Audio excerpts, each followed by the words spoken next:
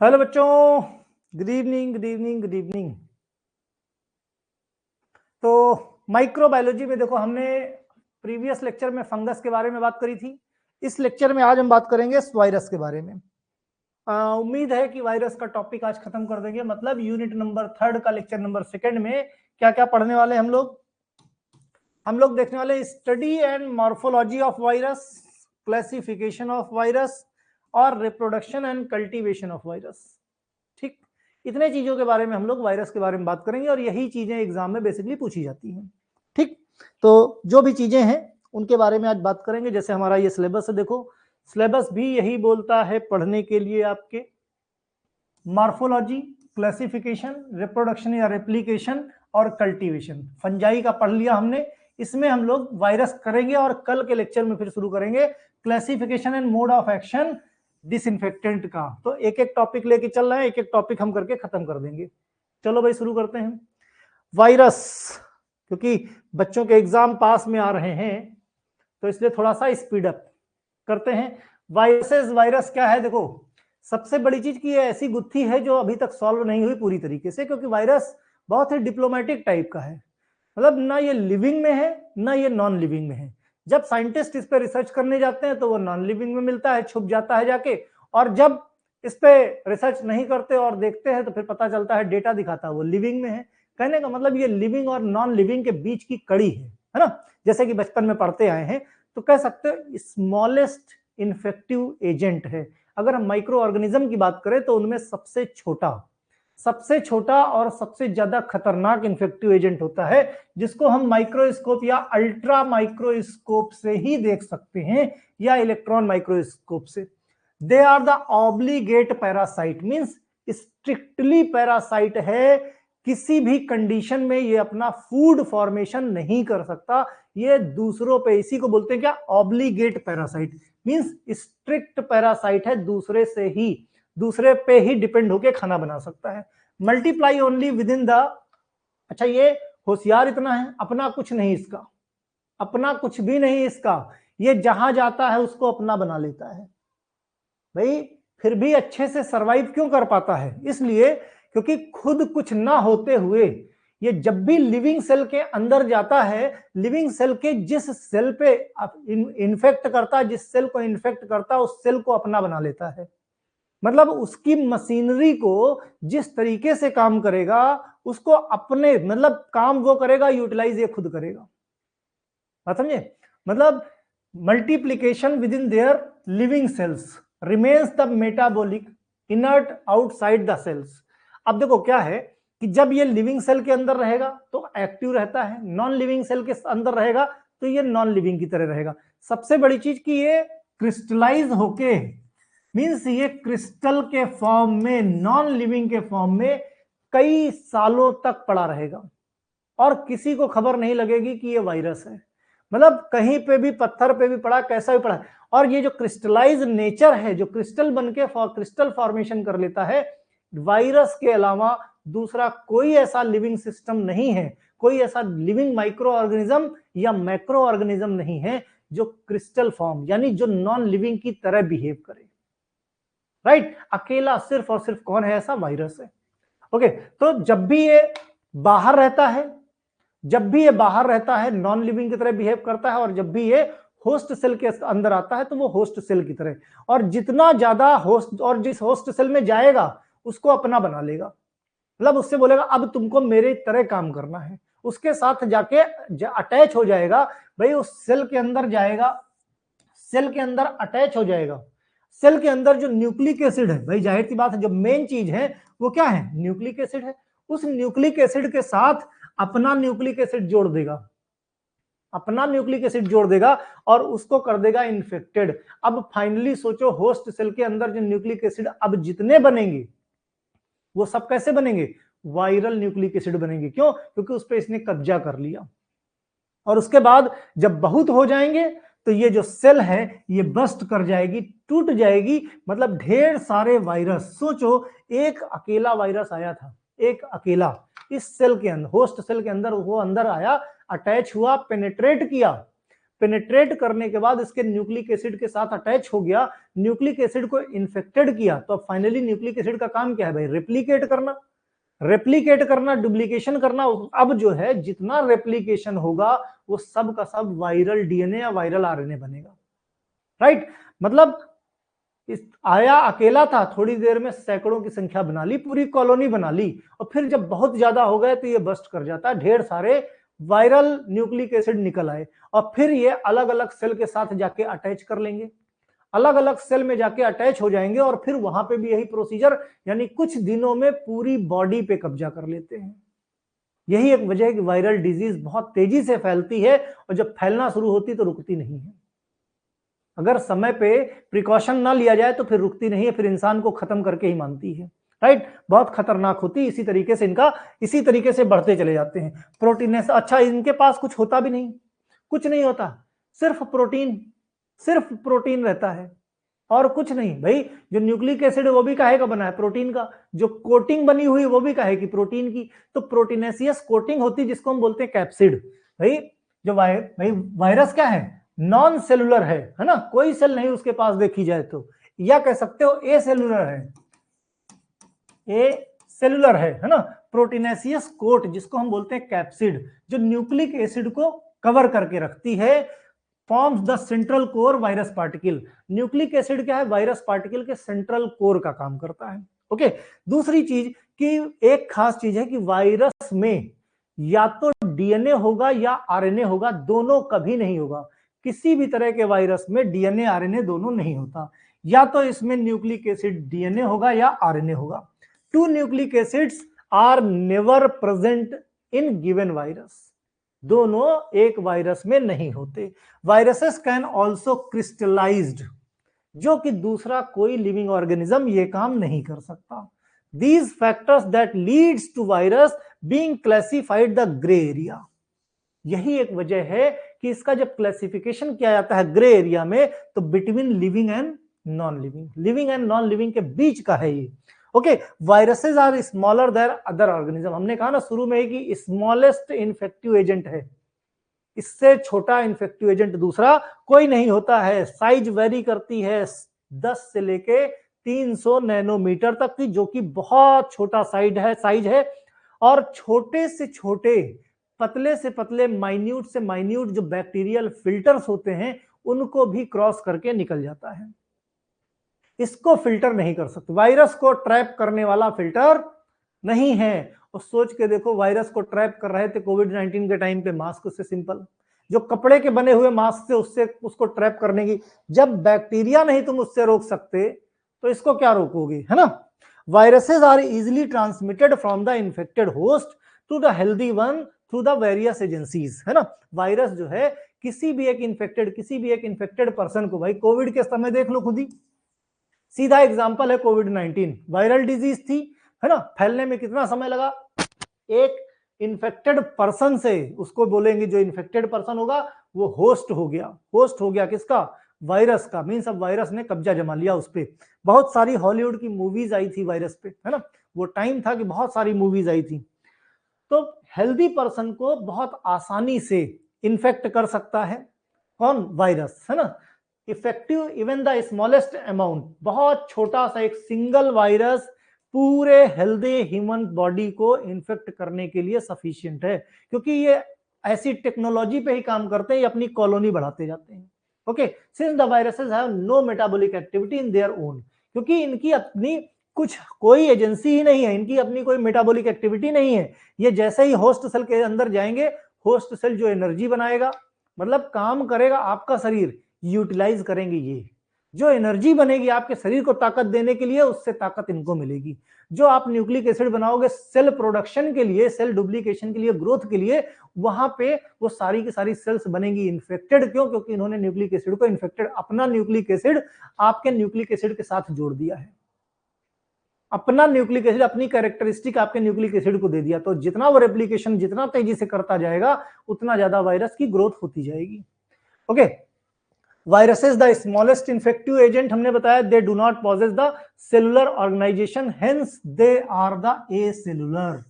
कोई सेल नहीं है, जब सेल नहीं है तो सेलुलर ऑर्गेनेल्स नहीं है, राइट। जैसे कि प्लाज्मा मेम्ब्रेन हो गया, राइबोसोम्स हो गए, ये सब कुछ नहीं होता इसके पास। Hence may use the host machinery in order to replicate. तो ये रेप्लिकेशन के लिए होस्ट जिसके अंदर जाते हैं उसी की सारी मशीनरी को इस्तेमाल करते हैं अपने तरीके से। न्यूक्लिक एसिड केवल वन टाइप हमने बताया, या तो डीएनए या आरएनए। इसी में वायरस का ही जो कंप्लीट इन्फेक्शियस एजेंट का पार्ट होता है, जिसके पास कैप्सिड यानी कैप्सिड और न्यूक्लिक एसिड दोनों होता है, उसी को बोलते हैं विरियन।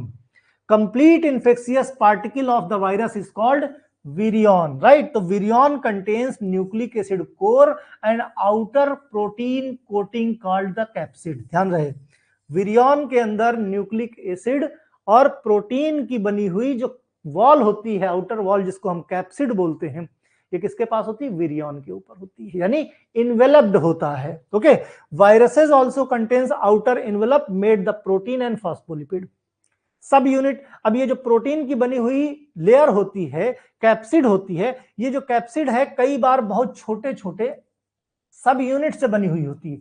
उन छोटी छोटी सब यूनिट को क्या बोलते हैं? कैप्सोमियर बोलते हैं। भाई जो आउटर की लेयर होती है इसको तो नाम दिया कैप्सिड। क्या नाम दिया? कैप्सिड। ये पूरी जोड़ के मिल गई कैप्सिड, लेकिन ये छोटे छोटे टुकड़ों से, छोटे छोटे सब यूनिट से मिलकर बनी है, उसी सब यूनिट को कैप्सोमियर बोलते हैं। और जो न्यूक्लिक एसिड कोर होती है ये भी कैप्सिड की बनी, यानी प्रोटीन की बनी है, जिसको बोलते हैं न्यूक्लियो कैप्सिड, राइट। तो सिंपल मॉर्फोलॉजी है इसकी। कैप्सिड क्या करता है भाई? प्रोटेक्ट करता है। भाई जो आउटर लेयर है अगर बनाई जाती घर में, बाउंड्री तो काहे के लिए? घर के प्रोटेक्शन के लिए बनाई जाती। उसी तरीके से जो आउटर कैप्सिड है, प्रोटीन की है, कवरिंग है, तो किस लिए है? वायरस के प्रोटेक्शन के लिए, ताकि वो जल्दी से डिस्ट्रॉय ना होने पाए, बाइंडिंग साइट से आराम से जाके अटैच हो जाए। वायरस समटाइम्स मैनी शेप्स, अलग अलग साइज शेप के होते हैं। जो वायरस पे के चारों तरफ कैप्सिड होते हैं उसको इन्वेलप बोलते हैं, जिसको इन्वेलप्ड वायरस बोलते हैं। और जिनमें इन्वेलप नहीं होते ऐसे वायरस को नेकेड वायरस बोलते हैं। क्या बोलते हैं? ऐसे वायरस को नेकेड वायरस बोलते हैं, राइट। आउटर सरफेस ग्लाइकोप्रोटीन की बनी हुई होती है, जिसको बोलते हैं स्पाइक्स। क्या बोलते हैं? प्रोटीन कैप्सिड है, ये क्या है? स्पाइक्स हैं। ये स्पाइक्स क्या करते हैं? स्पाइक्स मदद करते हैं दूसरी बॉडी के साथ अटैचमेंट करने के लिए। भाई किसी सेल में जाएंगे, अगर वहां पे अटैच करना है तो कुछ तो चाहिए ना अटैच करने के लिए, तो ये स्पाइक्स मदद करते हैं वहां पे अटैच होने के लिए।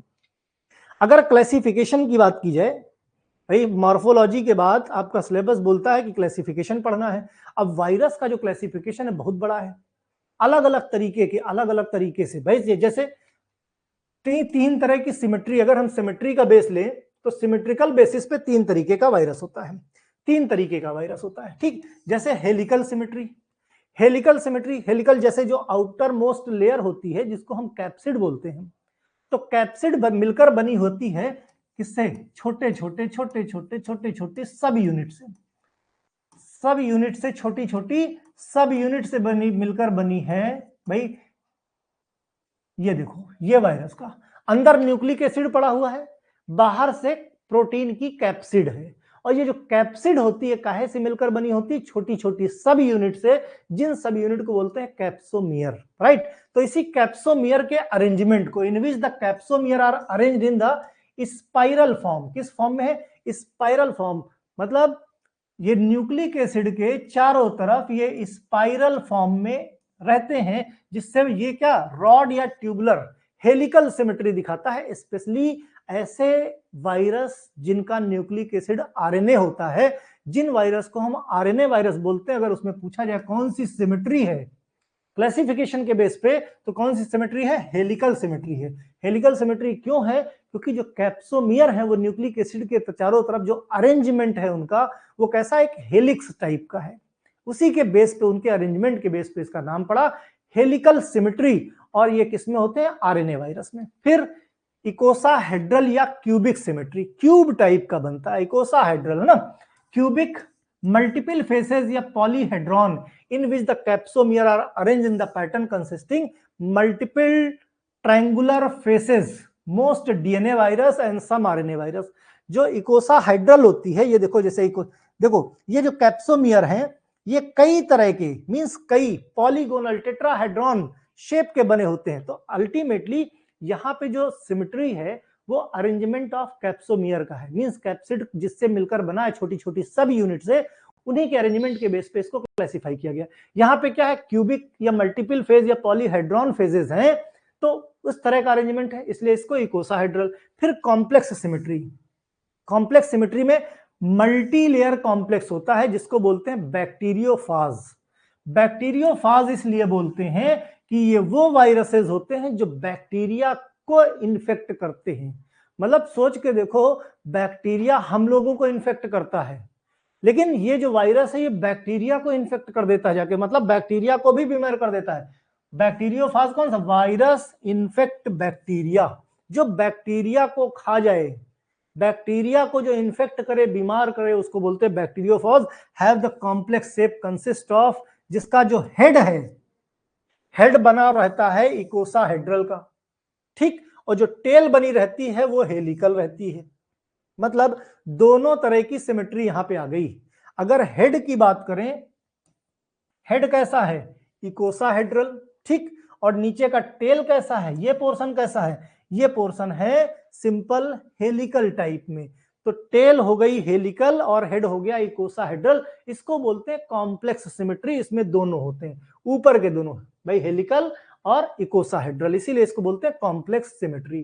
तो ये किसके बेस पे हुआ, सिमेट्री के बेस पे। किसकी symmetry, arrangement of capsomere. Capsomere क्या होता है, कैप्सिड जो मिलकर, कैप्सिड कैप्सोमियर से मिलकर बना है, कैप्सिड छोटी छोटी यूनिट से मिलकर बना है, उन छोटी छोटी यूनिट को क्या बोलते हैं, कैप्सोमियर। और कैप्सोमियर के अरेंजमेंट को, वायरस के अंदर कैप्सोमियर के अरेंजमेंट के हिसाब से सिमेट्री होती है, और सिमेट्री 3 तरीके की होती है, उसके बिहाफ पे ये क्लासिफिकेशन किया गया। दूसरा क्राइटेरिया क्लासिफिकेशन का है ऑन द बेसिस ऑफ किसका, प्रेजेंस ऑफ न्यूक्लिक एसिड। कौन सा न्यूक्लिक एसिड प्रेजेंट है, हमने कहा या तो डीएनए होगा, या तो डीएनए वायरस होगा, या फिर आरएनए वायरस होगा। कोई ऐसा नहीं होगा जिसमें डीएनए आरएनए दोनों वायरस हो, है ना, या तो डीएनए या आरएनए। तो डीएनए वायरस कौन से भाई, virus having DNA it's genetic material. इसमें दो डिफरेंट तरीके के डीएनए वायरस होंगे, एक सिंगल स्टैंडर्ड, एक डबल स्टैंडर्ड। हर जगह जहां पे भी होगा, हम आरएनए का केस लेंगे तो आरएनए में भी सिंगल स्टैंडर्ड और डबल स्टैंडर्ड। भाई जब हमारा न्यूक्लिक एसिड के बिहाफ पे क्लासिफिकेशन किया जा रहा है, तो जाहिर सी बात है जो न्यूक्लिक एसिड है उसमें क्या वेरिएशन है भाई, एक तो मेजर हो गया, एक डीएनए वायरस होगा, एक आरएनए वायरस होगा, राइट। फिर जब डीएनए वायरस की बात की जाए तो इसमें डीएनए वायरस में भी दो तरीके के हैं, एक सिंगल स्टैंडर्ड, एक डबल स्टैंडर्ड। सिंगल स्टैंडर्ड में एक सिंगल स्ट्रैंड होगा, डीएनए का एक सिंगल स्ट्रैंड होगा, जैसे पिकोरना वायरस या पार्वो वायरस। फिर डबल स्टैंडर्ड की बात करें, यानी डबल हेलिकल शेप्ड होगा, इसमें डबल स्टैंडर्ड डीएनए होगा, जिसमें एडेनो वायरस या हर्पीस वायरस होते हैं आपके। फिर आरएनए की बात किया जाए, है ना, आरएनए की बात किया जाए तो आरएनए जेनेटिक मटेरियल है, इसमें भी दो तरह के होंगे, एक सिंगल स्टैंडर्ड, एक डबल स्टैंडर्ड। जो डबल स्टैंडर्ड आरएनए है उसको हम आरएनए वायरस, जैसे रियो वायरस बोलते हैं। सिंगल स्टैंडर्ड, इसमें सिंगल स्टैंडर्ड है, जैसे रेबीज वायरस हो गया, पोलियो वायरस हो गया, हेपेटाइटिस हो गया, इन्फ्लुएंजा वायरस हो गया। ये सारे एग्जांपल है किसके, सिंगल स्टैंडर्ड वायरस के। तो इस तरीके से on the basis of nucleic acid इसका क्लासिफिकेशन किया गया। फिर on the basis of type of host, जो एनिमल वायरस होते हैं, जो एनिमल को इन्फेक्ट करते हैं, यानी which is infect and living inside the animal cell. अब एनिमल में ये मत कहना कि खाली जानवर है, इंसान यानी human is the wisest animal. सबसे बुद्धिमान जानवर कौन है, वो इंसान होता है, होमोसेपियंस, है ना, वो सारे सबसे ज्यादा। तो ऐसा नहीं है, जब एनिमल की बात की जाएगी तो एनिमल में ह्यूमन बीइंग भी आएंगे। तो ऐसे वायरस जो ह्यूमन बीइंग के अंदर या एनिमल्स के को इन्फेक्ट करते हैं, उनको एनिमल वायरस बोलते हैं, जैसे influenza virus, rabies virus, mumps हो गया, पोलियो वायरस हो गया। इनका जेनेटिक मटेरियल डीएनए या आरएनए कोई भी हो सकता है। प्लांट वायरस की बात करें तो ऐसे वायरस जो प्लांट को इन्फेक्ट करते हैं, जो प्लांट को इन्फेक्ट करते हैं उनको प्लांट वायरस। बैक्टीरियोफाज की बात करें तो ऐसे वायरसेस जो बैक्टीरिया को इन्फेक्ट करते हैं, मतलब हमारे इन्फेक्टिव एजेंट को ही इन्फेक्ट कर दिया। Viruses which infect the bacterial cell known as the bacteriophage या बैक्टीरिया ईटर्स। ये बैक्टीरिया ईटर्स भी हैं।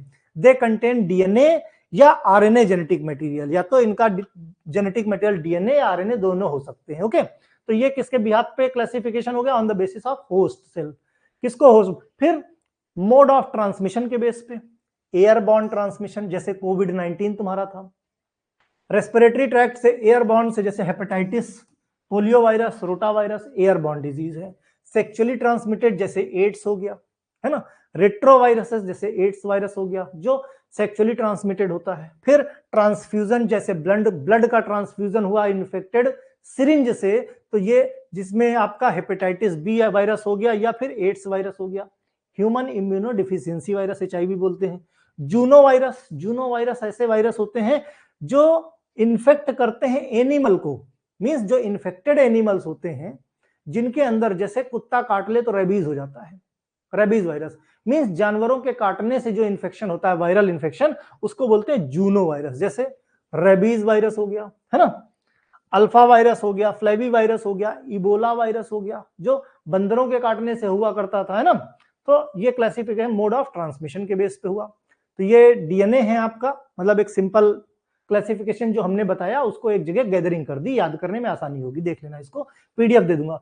अब रेप्लिकेशन ऑफ वायरस की बात की जाए, रिप्रोडक्शन की, तो सिंपल सा इसका जो भी लाइफ साइकिल है हमने पहले बताया कि भाई कोई वायरस का स्ट्रैंड रहेगा, किसी सेल के साथ अटैच होगा, है ना, फिर सेल के अंदर पहुंच जाएगा, सिंपल समझो, फिर सेल के अंदर पहुंच जाएगा, उसके बाद क्या करेगा, जो सेल का आपका खुद का होस्ट का जो न्यूक्लिक एसिड है उस न्यूक्लिक एसिड के साथ खुद जुड़ जाएगा।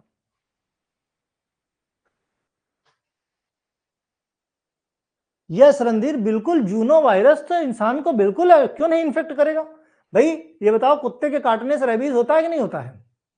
Simple, transmission of the virus through the biting of infected animals या इन्फेक्टेड बर्ड्स या इंसेक्ट, कोई भी इंसेक्ट अगर इन्फेक्टेड है, कोई भी बर्ड इन्फेक्टेड है, कोई भी एनिमल इन्फेक्टेड है और ये इन्फेक्टेड किसी को काटेगा तो अल्टीमेटली वायरस आपकी बॉडी के अंदर जाएगा कि नहीं जाएगा, और वायरस आपके बॉडी के अंदर जाएगा तो जाहिर सी बात है असर होगा इसका।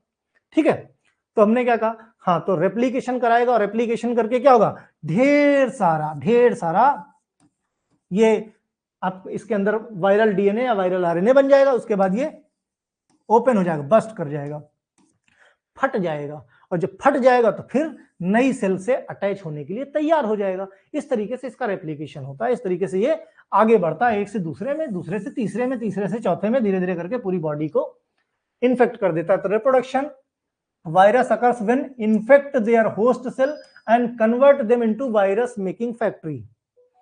वायरस मेकिंग मतलब आपकी बॉडी के अंदर होस्ट सेल के अंदर इंटर करेगा और आपकी बॉडी को क्या बना देगा, convert them the virus making factory. जिस सेल के अंदर जाएगा उस सेल को हब, मैन्युफैक्चरिंग हब बना देता है। मतलब क्या, वायरस मेकिंग फैक्ट्री बना देगा। मतलब शरीर आपका, सेल आपकी, ये बाहर से आया, इसने कब्जा कर लिया और कब्जा करके आपकी ही बॉडी को वायरस मेकिंग फैक्ट्री बना दिया। मतलब आपकी बॉडी आपके ही अगेंस्ट में काम करना शुरू कर दी। इतना खतरनाक होता है। Living cell in which the virus reproduce called the host cell. जो सेल, जो लिविंग सेल वायरस रिप्रोड्यूस करती है उसको बोलते हैं होस्ट सेल। ठीक है, रेप्लिकेट करती है। दो मेन टाइप के रिप्रोडक्टिव साइकिल्स होते हैं, एक लिटिक साइकिल होता है, एक लाइसोजेनिक साइकिल होता है। एक लिटिक, एक लाइसोजेनिक साइकिल्स होता है जो कई स्टेप्स में परफॉर्म होते हैं। जैसे सबसे पहले अटैचमेंट होगा, ध्यान से देखते जाओ, सबसे पहले वायरस आएगा और किसी सेल के साथ अटैच हो जाएगा, है ना। पिक्चर देखते रहो तो ज्यादा जल्दी से याद हो जाएगा। यही प्रोसेस दोनों में होता है, चाहे लिटिक हो चाहे लाइसोजेनिक हो। पहले क्या करेगा, अटैच हो जाएगा। उसके बाद क्या होगा, अपना जेनेटिक मटेरियल, जो ऊपर का कैप्सिड है, जो प्रोटीन है, उसको बाहर ही छोड़ देता है। कहता हम सब बोझा नहीं लेके जाएंगे, मेन चीज लेके जाएंगे, बॉस को, और अपने अंदर का ये जो फेस डीएनए है, इस डीएनए को अंदर डाल देगा। देखो ध्यान से, यहां पे जो कैप्सिड था, जो प्रोटीन था, उसको बाहर, खाली जेनेटिक मटेरियल अंदर कर दिया। ठीक, जेनेटिक मटेरियल अंदर कर दिया। उसके बाद यहाँ पे जो होस्ट सेल है, होस्ट सेल के अंदर देखो कितने सारे बनाने शुरू कर दिए, बायोसिंथेसिस ऑफ वायरल कंपोनेंट। मतलब इस सेल के अंदर जाके इस सेल का अब जो भी डीएनए या जो भी आरएनए बनेगा, जो भी न्यूक्लिक एसिड बनेगा, वो कैसा बनेगा, वायरल बनेगा। धीरे धीरे करके वो वायरल डीएनए क्या होगा, मैच्योर होता जाएगा, बड़ा हो जाएगा। बड़ा होगा तो देखो बहुत सारे हो जाएंगे, फट जाएगा, लिसिस हो जाएगी। इसीलिए इस साइकिल को क्या बोला, लिसिस साइकिल। लिसिस हो गई और लिसिस होके फिर से नए सेल को अटैच करने चली जाएगी। मतलब नए सेल को फिर से इन्फेक्ट करने चली जाएगी। तो इस तरीके से इसका रेप्लिकेशन होता है। तो सबसे पहले अटैचमेंट होता है, दूसरे पे एंट्री या पेनेट्रेशन। पेनेट्रेशन किसका होगा? सिर्फ जेनेटिक मटेरियल का होगा, जो बाकी की आउटर कवरिंग है उसका नहीं होता। फिर रेप्लिकेशन मतलब बायोसिंथेसिस, वायरल कंपोनेंट की होनी वहां पे शुरू हो जाएगी। उसके बाद ढेर सारे वायरस भाई बनते हैं ना, तो फिर वहां पे असेंबली शुरू होगी और फिर finally bust and virus are released from the host cell and these new viruses infect to other cell and process continue. इसी तरीके से दूसरी सेल में जाएगा, दूसरी सेल में इसी तरीके से काम करेगा, ये प्रोसेस ऐसे ही कंटिन्यू रहेगा। इसको बोलते हैं क्या? सिंपल रिप्रोडक्शन या रेप्लिकेशन ऑफ द वायरस। अब लाइसोजेनिक साइकिल की बात करें तो ये भी उसी तरीके से, जैसे अटैचमेंट हुआ, एंट्री हुई, इंटीग्रेशन हुआ, फिर रेप्लिकेशन हुआ लाइसोजेनिक। कैसे होगा? ये क्या करेगा? When the host cell replicate, viral DNA copied along with the host cell DNA. जैसे जैसे होस्ट सेल रेप्लिकेशन करेगा, जैसे जैसे करेगा, वैसे ही होस्ट सेल का ये इसका जो वायरस का डीएनए है, ये इसके साथ मिल जाएगा। क्या होगा? इसके साथ मिल जाएगा, इसके साथ अटैच हो जाएगा। अब होस्ट सेल जितना भी होस्ट सेल क्या करे? Each new daughter cell is the infected with virus.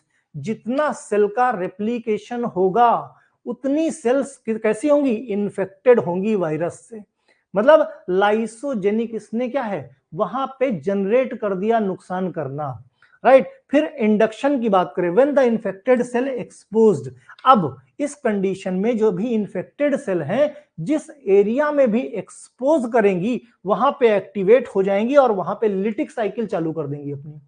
वहां पे लिटिक साइकिल चालू कर देंगी, मतलब रेप्लिकेशन लिटिक साइकिल क्या करती हैं? ये सेल की मेटाबॉलिज्म को टेक ओवर कर लेती हैं, उसी से एनर्जी लेने लगती हैं और अपना खुद का प्रोटीन यानी कैप्सिड बना लेती हैं। फिर असेंबली जो भाई डीएनए यहां से मिल गया इनको, लाइसोजेनिक साइकिल से इनको डीएनए मिल गया, लिटिक साइकिल से यहां से इन्होंने क्या बना लिया? Creation of new protein and nucleic acid. फिर इसकी हो जाती है असेंबली, असेंबल होके कंप्लीट न्यू वायरस बन गया। असेंबल्ड कैसे होगा?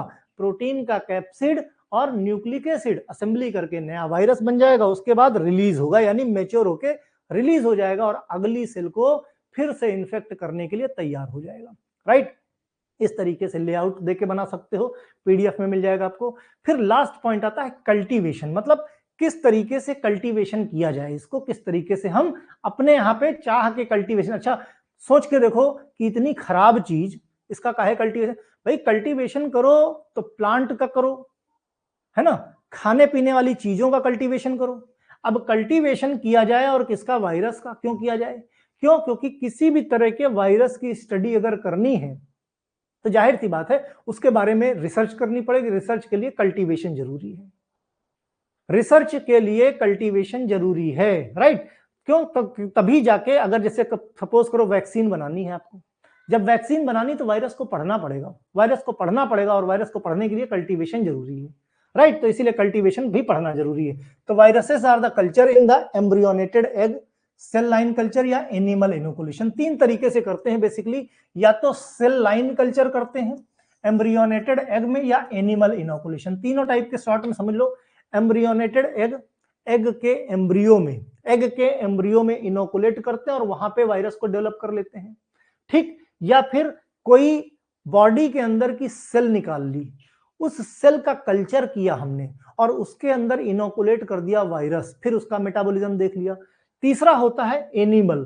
भाई जो लैब में एनिमल होते हैं, जैसे चूहे होते हैं, रैबिट होते हैं, उनके अंदर हम इनोकुलेट कर देते हैं इस वायरस को डाल देते हैं उनके अंदर और फिर देखते हैं कि वो किस तरीके से बीमार करता है उस एनिमल को, है ना।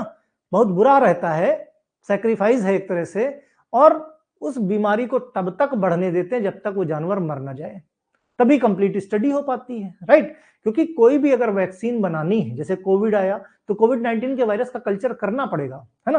तो यहाँ तो इतने सारे इन्फेक्टेड लोग थे, वहां से कल्चर कहीं से भी उठा लिया, तो वहां पे कौन सा कल्चर था? एक तरह से देखा जाए तो सेल लाइन कल्चर था। कोविड-19 के केस में सेल लाइन कल्चर था, सेल लाइन कल्चर किया गया और फिर उसकी स्टडी की गई और फिर उस पर क्या दवा बनाई गई, है ना। और ये बेसिकली होस्ट सेल पे ही कल्चर करते हैं। क्यों? क्योंकि ये नॉन लिविंग पे जैसे जाओगे, नॉन लिविंग पे कल्चर करने जाओगे तो ये कैसा नॉन लिविंग की तरह बिहेव करता है। इसीलिए viruses can not be cultured in non living medium. इसको लिविंग सिस्टम के अंदर ही कल्चर किया जा सकता है। यस रणधीर, अभी भी होता है और अभी भी सबसे ज्यादा यही होता है animal inoculation, right. The main purpose of the virus cultivation, identification and isolation. Culture का मेन पर्पस क्या होता है? आइडेंटिफाई करना वायरस को आइसोलेट करना, क्लिनिकल सैंपल ताकि रिसर्च किया जा सके, वायरस का स्ट्रक्चर जान सके, किस पैटर्न पे रेप्लिकेट करते हैं उसके बारे में, होस्ट सेल पे क्या इफेक्ट करता है, और फाइनली तभी जाके जब सब कुछ हो जाएगा तभी वायरस से रिलेटेड वैक्सीन बनाई जा सकती है। तभी वायरस से रिलेटेड वैक्सीन बनाई जा सकती है। देखो, cultivation virus, animal inoculation, embryonated egg, cell line culture, है ना। सेल लाइन कल्चर लास्ट में क्या है? Primary, semi continuous, continuous, expanded organ culture, और ये सब सिंपल से कल्चर है। Animal inoculation, one of the primary method of isolation of the certain type of micro organism. क्या करते हैं इसमें? Carried out those viruses which are not cultivated in embryonated. ऐसे वायरस को हम एनिमल में इनोकुलेट करते, पहले कोशिश करते हैं एम्ब्रियोनेटेड एग में और सेल लाइन कल्चर में कर लें, अगर नहीं होता तो फिर एनिमल में इनोकुलेट करते हैं। इसमें क्या करते हैं? डिजीज फ्री लेबोरेटरी माइस, सफेद वाले जो चूहे होते हैं जिनमें कोई बीमारी नहीं होती, और कोशिश करते हैं जो नए बच्चे होते हैं उनको इस्तेमाल करते हैं इसमें, राइट। जैसे यानी जिनकी एज लगभग 48 आवर्स की होती है, नए नए होते हैं, culture of the toga virus या कॉक्सिकी वायरस, है ना, इनका कल्टीवेशन करते हैं। क्या करते हैं? वायरस को इनोकुलेट कर देते हैं इंट्रासेरेब्रल या इंट्रानेजल, नाक के रूट से या दिमागी रूट, मतलब ऊपर से, है ना, डाल देते हैं उसके अंदर। Inoculation is carried out by intraperitoneal या सबक्यूटेनियस रूट भी करते हैं, मतलब इनोकुलेट किया, बॉडी के अंदर इसको डाल दिया डिजीज फ्री एनिमल में, जैसे हैमस्टर हो गया, गिनिया पिग हो गया, रैपिड हो गया, चैंपांजी हो गया, प्राइमेट्स हो गया, इनका इस्तेमाल, ये लेबोरेटरी एनिमल्स है, इनका इस्तेमाल करते हैं। जब इनोकुलेशन होता है तो होस्ट सेल में क्या होगा? ऑब्जर्व करोगे सिम्टम्स, यानी बीमारी आएगी, है ना। डिजीज टिल, कब तक हम इसको वॉच करते हैं? जब तक उसकी मौत ना हो जाए, टिल डेथ तक, और पूरी स्टडी करते हैं, तब जाके बेसिकली हमको कंप्लीट, यानी live inoculation first use study yellow fever, सबसे पहली बार ये किया गया था किस पे? येलो फीवर वायरस के केस में, है ना, फिर जाके इसकी वैक्सीन बन पाई थी। एम्ब्रियोनेटेड एग की बात करें, जिस एम्ब्रियोनेटेड एग का जिसमें हमको कल्चर करना है उसको क्या करते हैं? 7 से 12 दिन तक उस एम्ब्रियो को हम क्या करते हैं? फर्स्ट एग केप्ट इनोकुलेट इन इंक्यूबेटर में रख देते हैं। कितना? 7 से 12 दिन तक, जिस एग के अंदर हमको इनोकुलेट करना है। 7 से 12 दिन तक रखा, उसके बाद हमने इसको निकाल लिया। उसमें क्या करते हैं? फिर से ड्रिल करते हैं, उस एग के अंदर छोटा सा ड्रिल करते हैं। फर्स्ट प्रिपेयर्ड इनोकुलेशन, जिस वायरस का इनोकुलेशन करना है उस वायरस को ड्रिल करके किसी तरीके से क्या करते हैं? स्टेराइल ड्रिल किया और उस ड्रिल के सहारे एग के अंदर डाल दिया, ठीक। Opening sealed with the paraffin, जो ओपनिंग होती है, जो ड्रिल से ओपनिंग होती है, उसका पैराफिन से हम सील कर देते हैं और 2 से 3 दिन तक 36 डिग्री सेल्सियस पे उस एग को वापस रख देते हैं। एग ब्रेक होता है, उससे टिश्यू को आइसोलेट करते हैं, क्योंकि हमें मालूम है उसमें क्या, अब इन्फेक्शन फैल गया, टिश्यू को हमने आइसोलेट कर लिया। Virus can be cultured in different part of embryonated egg. अब एम्ब्रियोनेटेड एग के अलग अलग पार्ट में हम अलग अलग तरीके का वायरस का कल्चर कर सकते हैं, जैसे कोरियो एलेंटोनिक मेम्ब्रेन जो होती है, कौन सी है? ये देखो, कोरियो एलेंटोनिक मेम्ब्रेन सैक, इसमें पॉक्स वायरस को कल्चर करते हैं। फिर एमनियोटिक सैक की बात करें, ये एमनियन है, ये एमनियोटिक सैक है।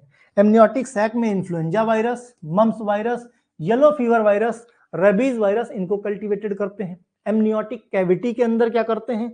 इन्फ्लुएंजा वायरस कल्चर करते हैं। यॉर्क सैक, जो एग सैक होता है, उसके अंदर हर्पीस वायरस कल्चर करते हैं। डिपेंड करता है कौन से टाइप का वायरस है, उसी हिसाब से कल्चर करते हैं। सबसे पहले 1931 में जो साइंटिस्ट पास्चर थे, इन्होंने एम्ब्रियोनेटेड एग पे सबसे पहले कल्टीवेशन करके दिखाया था, राइट। इसके बाद बात आती है लास्ट में टिश्यू कल्चर या सेल कल्चर की बात करते हैं। सेल कल्चर में क्या?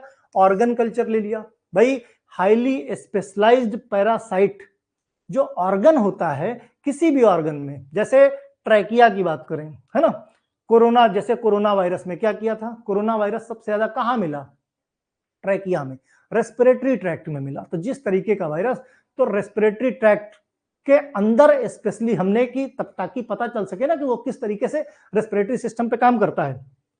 This culture method mainly done in highly specialised parasite, जो स्पेशली किसी ऑर्गन पे जाके अटैक करता है।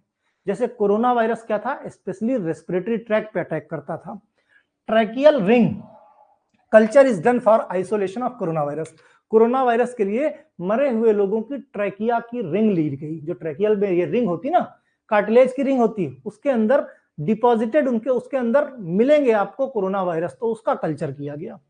फिर एक्सप्लांट कल्चर, एक्सप्लांट कल्चर के लिए किसी भी प्लांट का या किसी भी ह्यूमन सेल का या किसी एनिमल सेल के टिश्यू का कोई पार्ट ले लेते हैं, कोई पार्ट ले लेते हैं और उसके बाद हम जो है इस टेक्निक को बहुत कम यूज करते हैं, उस पार्ट को निकाल के उसमें हम कल्चर करते हैं।